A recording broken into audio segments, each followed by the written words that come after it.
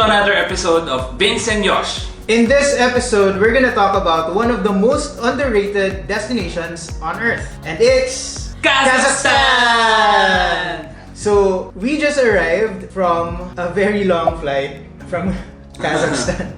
So, the memories are still very fresh. Yes. And one of the things that I will remember about Kazakhstan is how surprised I was when I was there. Same feeling actually. One of the best destinations na napuntahan ko this year. Same din ba sa'yo? Yes. Before we begin, please don't forget to subscribe to our YouTube channel by clicking the subscribe button and hitting the bell icon for instant notification para sa aming mga future uploads. Today we're gonna discuss the best things to do in Kazakhstan's Turkestan region. So just to be clear, when we say Turkestan, we mean the region. The region. Yes, because there's a Turkestan city and then there's a Turkestan region, which used to be called South Kazakhstan. But I think last year, they renamed South Kazakhstan to Turkestan region. So it can be a little bit confusing when you see Turkestan, can refer to the city or the region. But when you're there, Turkestan usually refers to the city, and people still refer to the region as South Kazakhstan. But officially, it's been renamed to Turkestan region. Yes. So, ayun. So, medyo magulo, but yan, kunyari, naintindihan natin. Ayun, so let's start! Number 7! Shymkent City Tour. Technically, Shymkent isn't a part of Turkestan region or any region for that matter. But if you're visiting the region, Shymkent is almost unavoidable. It remains the most convenient gateway and the most ideal base for travelers exploring Turkestan. It has its own airport and the highest concentration of lodging and dining options. Starting your visit with a city tour will give you a much-needed primer. Drop by the Museum of South Kazakhstan's regional history and its 4 halls, showcasing nature, ethnography, Kazakh Khanate history, and independence. Just a short walk from the museum building are important landmarks including Monument Baydibek B, standing atop a hill in honor of the key figure in unifying the Kazakh people. So aside from because the airport is there, the good thing about starting your tour in Shymkent is because they have a rich museum. So it gives you like a brief background and it gives you a taste of what to expect in the region as you explore. Isa sa mga magandang napuntahan din namin doon is yung Arbat walking street nila. Yan naman, may magandang decorations. So lalakarin namin to hanggang sa kabilang dulo. Naghihintay doon yung aming shuttle na magdadala sa amin papunta sa dinner place. So, mahaba siyang street na parang may mga art. Basta, may mga gandang designs yung art nila. Tapos, doon nagpupunta yung mga turista. Ayan. Kasi may makikita kayong iba-iba doon, yung mga street performers. Tapos, meron doon isang wall na may graffiti or painting nung sikat na movie sa Kazakhstan. Tapos ang ganda magpa-picture doon. Parang very Instagrammable yung place. Tapos pag gabi, nagla-light up yung buong street na yun. So maganda siyang puntahan talaga. It's my favorite spot in Shymkent. Ayun, Kasi parang it shows you it's like a slice of life in Shymkent. Number 6! Kazakh food trip. Traditional Kazakh cuisine is predominantly meat and dairy. The poster dishes of Kazakhstan are beshbarmak and pilaf. Beshbarmak, literally 5 fingers because it is normally eaten with bare hands, is composed of chunks of meat on top of boiled pasta sheets. Pilaf, on the other hand, is meat fried with onions, carrots, and rice. Both traditionally use horse meat, but mutton and beef are now more common, especially in the cities. Don't forget to cap off your meal with a cup of black tea. Or if you have a more adventurous palate, try kumis, which is fermented horse milk. So what are your favorite Kazakh dishes that you've tried? Yung 5 fingers, actually. Masarap siya. Parang beef stew na... Basta, iba. Sarap yung beef nila doon. Walang... Ano tawag doon? Yung anggo. Anggo. Yeah. Yung walang aftertaste. Ikaw, ano bang favorite mo doon? I think my favorite are manti and chak-chak. Chak-chak. So manti are Kazakh dumplings. So inside is meat. But yeah, it looks like... Ravioli. Oh yeah, dumplings.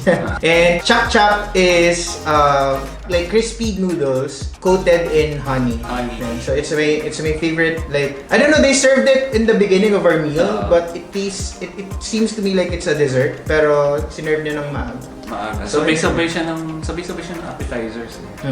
Ayun nga, narinig niyo naman, 'di ba? May isa pa silang meat na ginagamit, yung horse meat.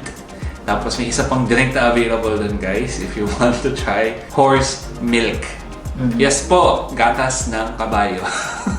First time ko siyang matikman, para siyang suka na gatas na hindi ko maintindihan na parang lasang alak. May ganun siyang taste. At saka may smoky... Ayun, may smoky aroma siya na... Pag bago mo inom, may maaamoy mo. Pero hindi naman nila pipilitin kung hindi nyo naman gusto. Actually, sabi nung guide namin, parang hindi na nga ganun ka-common yun. Parang kinakain pa rin, pero parang usually kapag may special occasion na lang. Pero like kunyari sa mga, parang everyday, mas beef na. Ngayon, o kaya lamb or mutton. Yun.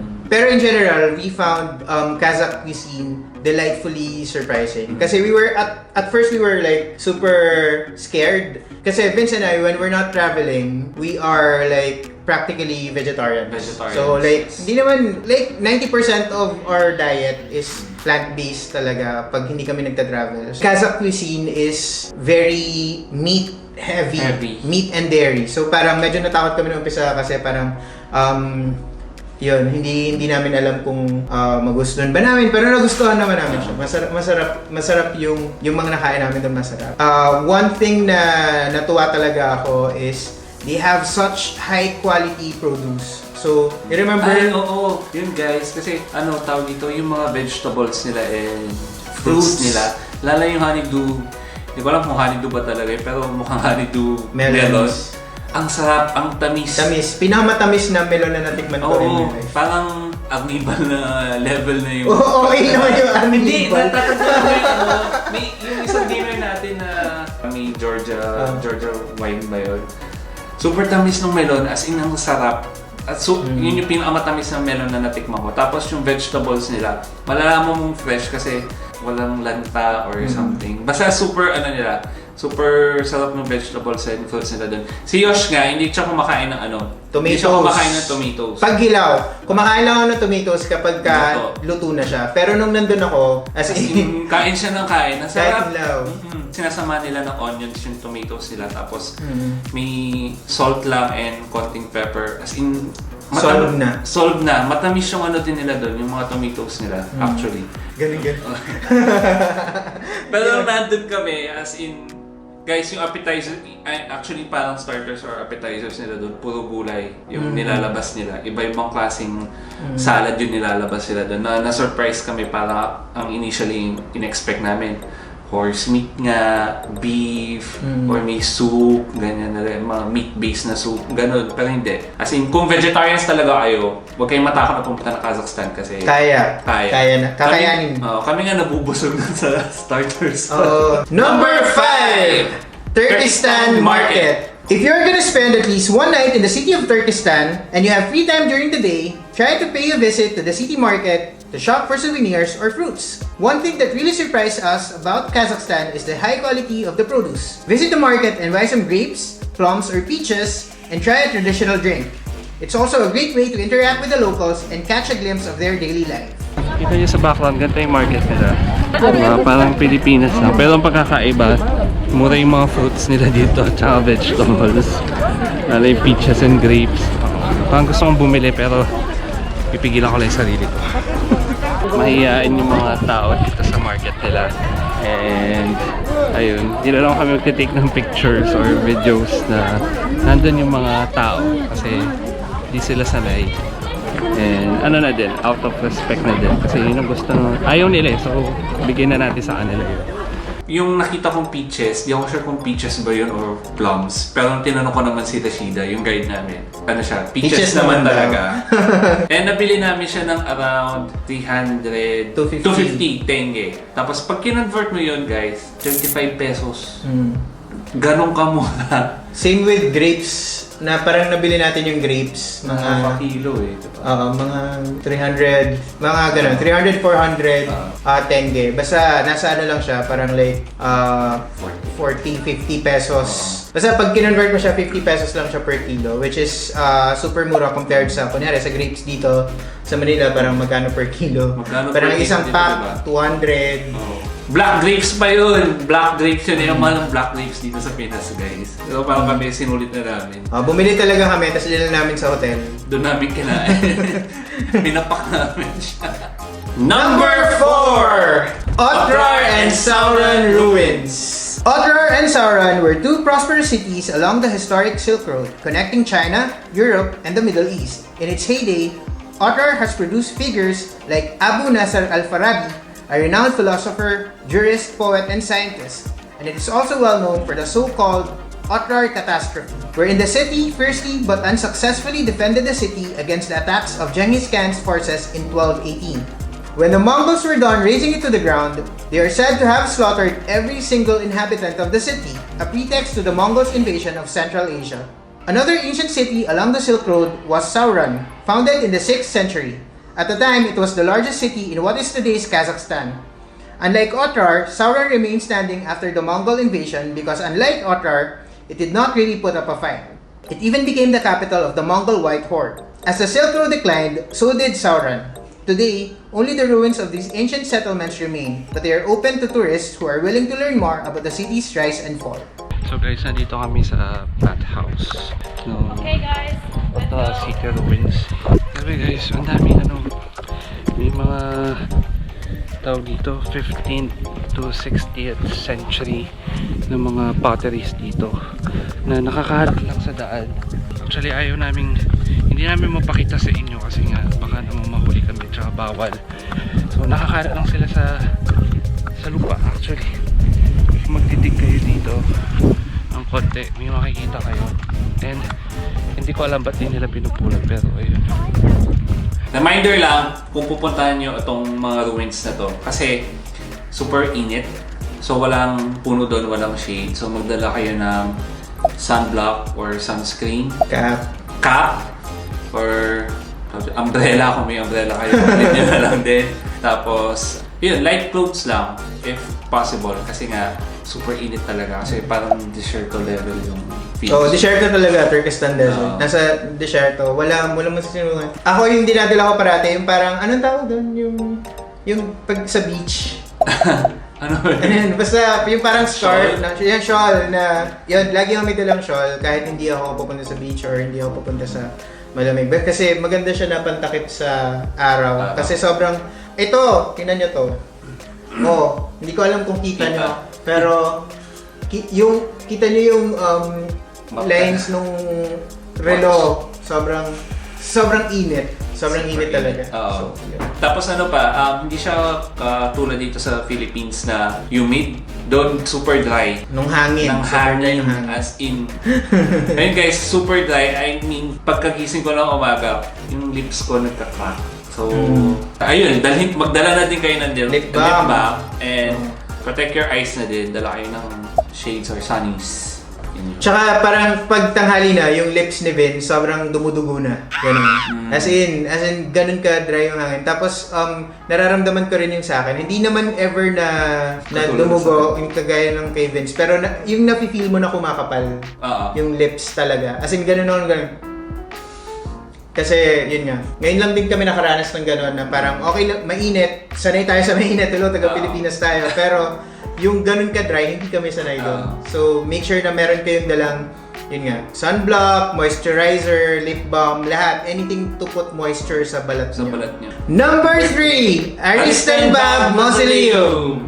Aristan Bab Mausoleum was built in the 14th century on top of the grave of Aristan Baba. Aristan Baba is an early mystic and a legendary figure in Turkic history, said to have lived for 400 years. He is also believed to be the teacher of Kodja Ahmed Yesawi.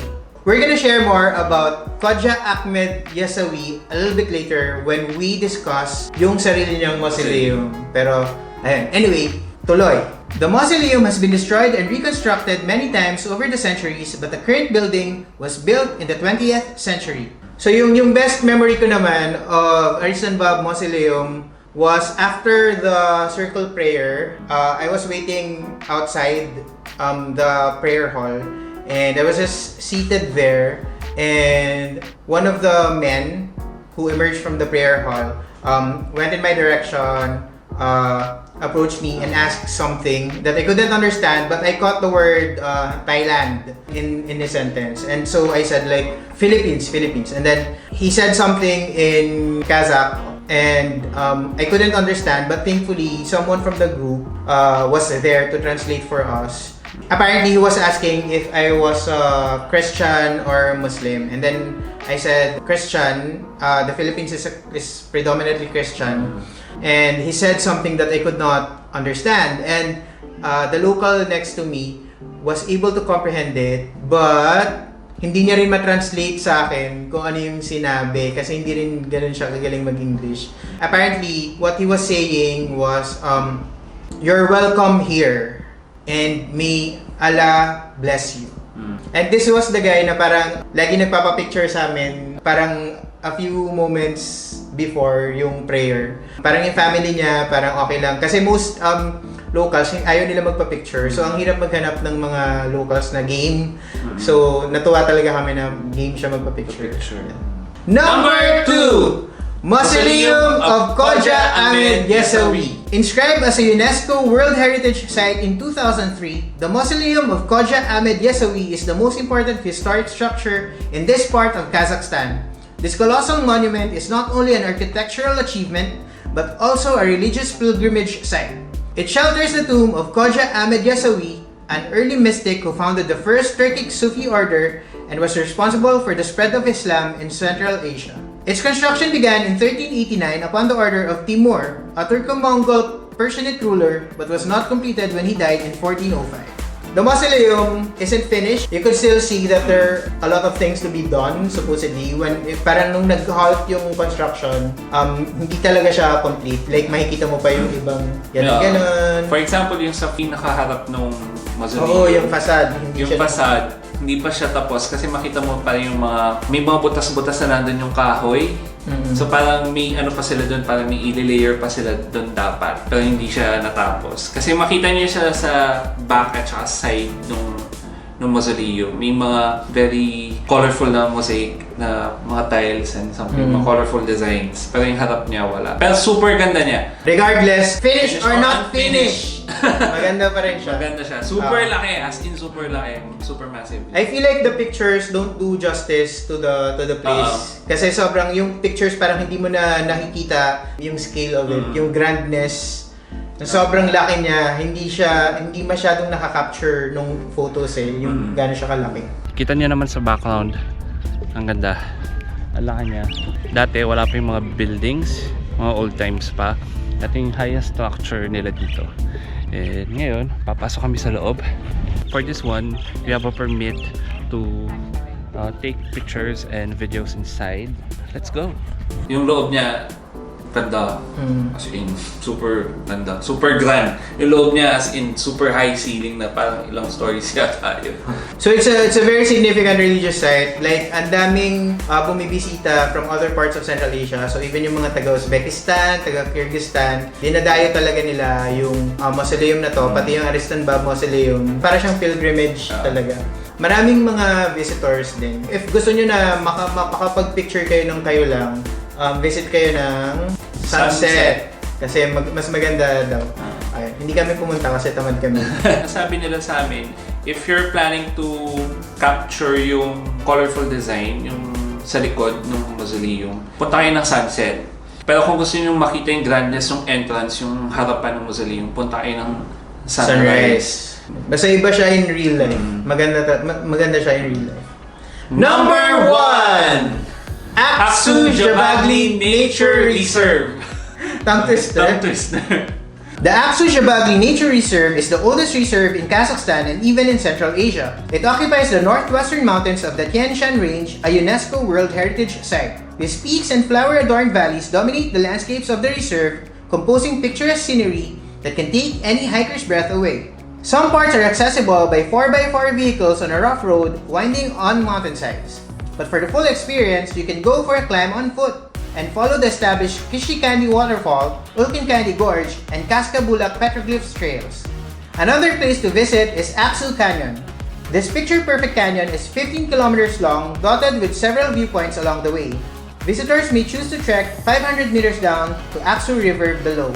But this adventureland is more than just spectacular views. It is home to over 40 endangered plants, including the wild grape and wild tulip species, and over 40 highly endangered mammals, including the Himalayan brown bear and the incredibly rare snow leopard.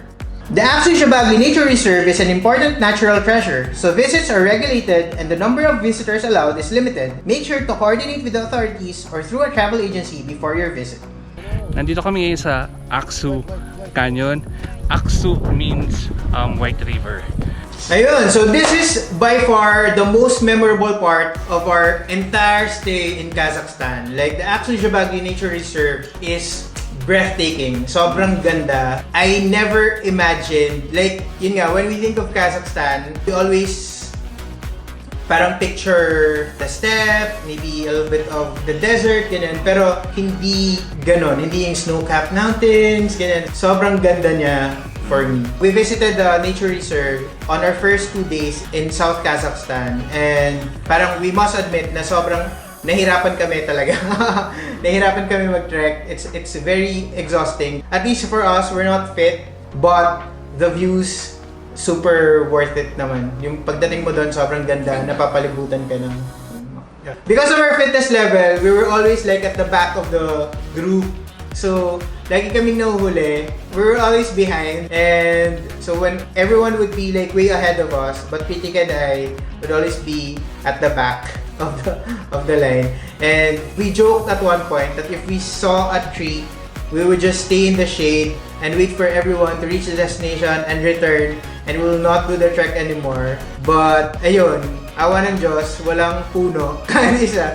There are no trees dun sa ibang treks. So make sure that you have something to protect yourself, your skin from the sun. So make sure you put a lot of moisturizer and sunblock. You wear caps and sunglasses. Yeah. Ayun, we're also told na if you spot something brown moving, that's a bear. So, pero hindi naman daw yun dangerous unless you're standing in between a mother and a cub. So, sila mismo iiwas sa mga tao. that's it! So, those are the 7 best things to do in South Kazakhstan or Turkestan region. So far, Kazakhstan is our best trip this year, and we will never forget our experience in South Kazakhstan. So, in the coming weeks, we will be publishing more videos about Kazakhstan, maybe some tips, and maybe we'll focus also on Astana. But yan, in the meantime, ito na muna. Naging super memorable nung nung trip namin sa Kazakhstan dahil sa mga kasama din namin, as in super cool, super bait ng mga kasama namin. May na-form na kaming friendship with them. Yun, sina Kritika, Nishit, Dan, Jennifer, si Umit, Aigul, and Dina! We miss you guys! Kung nakita niyo sa screen nila, follow niyo na lang sila sa YouTube or Instagram account nila. Follow them, guys. We were in Kazakhstan because we were invited to participate in a social media forum in Astana. But of course, we stayed in Kazakhstan for 10 days, so we could explore other parts of the country. Yes. And we had a really fantabulous time in Kazakhstan. Super fun. Yeah. I think it's one of the most surprising destinations we visited. Ayun, so if you have more destinations that you want us to cover, just sound off in the comment section below. And don't forget to subscribe to our YouTube channel by clicking the subscribe button and hitting the bell icon for instant notifications para sa aming mga future uploads. Ayun, so as always, after every episode, we're gonna place a ref magnet that we got from the destination that we visited sa aming Mahiwagang ref. So yeah. So again, ref magnet kasi it's the cheapest souvenir that we can find anywhere, and it's also the easiest to carry. Yes. So yun, ito na. Nidikit na namin siya, guys. So that's it for this episode of Vince and Josh. See you again next time, and may the ghosts be with you. Yay! Bye-bye!